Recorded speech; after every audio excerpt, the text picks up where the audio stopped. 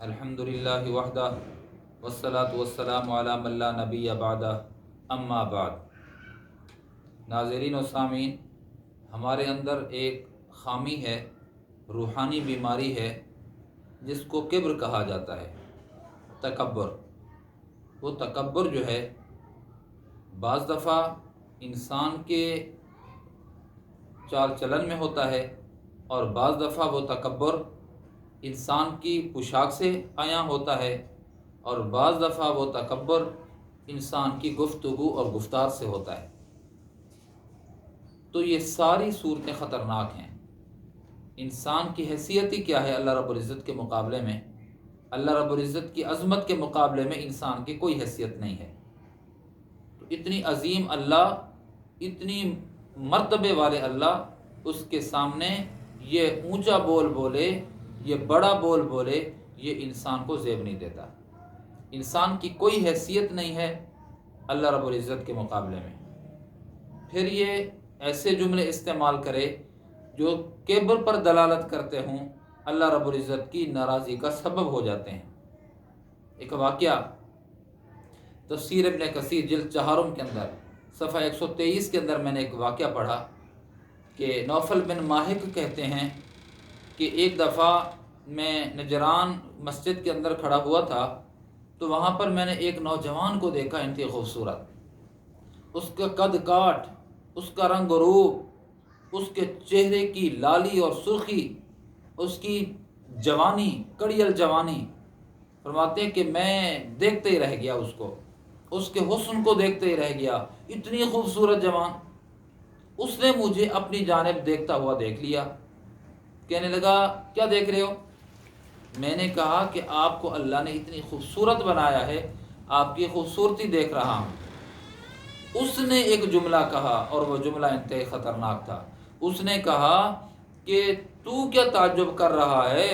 میں تو کہتا ہوں کہ اللہ جس نے مجھے بنایا ہے وہ بھی تعجب کر رہا ہے، میرے حسن پہ وہ بھی تعجب کر رہا ہے۔ یہ جملہ انتہائی خطرناک تھا۔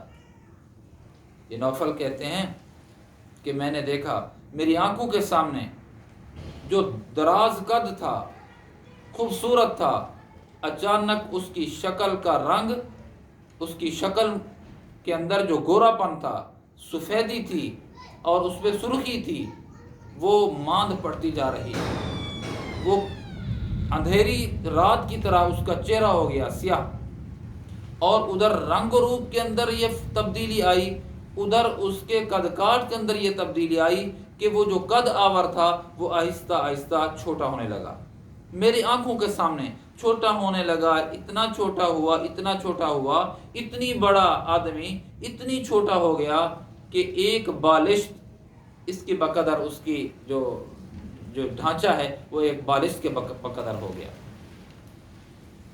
نوفل کہتے ہیں کہ میں حیران ہو گیا۔ پھر وہ جب وہی مسجد کے اندر ابھی کھڑا ہوا تھا، اس کا رشتہ دار آیا اور اس نے اس چھوٹے سے، جو پہلے خوبصورت تھا، رنگ و روپ والا تھا، چھوٹے سے آدمی کو اس نے اٹھایا، ہاتھ سے اٹھایا اور آستین کے اندر لے کے گیا، وہاں سے لے گیا۔ حیران ہو گیا میں۔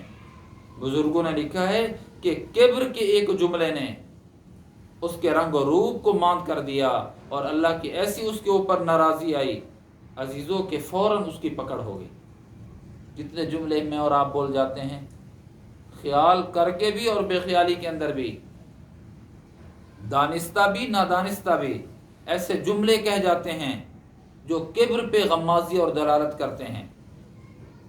بچیں، کبر خطرناک بیماری ہے، ایک خطرناک بیماری، روحانی خطرناک بیماری کبر ہے۔ الکبر ردائی، اللہ فرماتے ہیں، نبی اسلام نے فرمایا، اللہ فرماتے ہیں یہ کبر جو ہے، کبریائی، یہ میری چادر ہے۔ جو اللہ کی چادر کو پکڑنے اور کھینچنے کی کوشش کرتا ہے، اللہ اس کو ذلیل رسوا کر دیتے ہیں۔ اتراؤ نہیں، نہ اترائیں، ولا تمشی فی الارض مرحا۔ کیا اکڑ کرنا ہے؟ کیا کر سکتے ہیں؟ کچھ نہیں کر سکتے میرے عزیزوں، کچھ بھی نہیں کر سکتے۔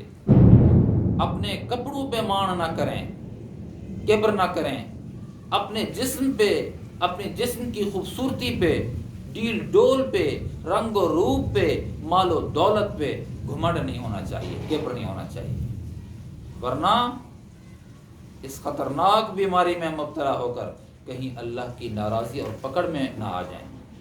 اللہ ہم سب کی حفاظت فرمائے۔ وآخر دعوانا ان الحمد للہ رب العالمین۔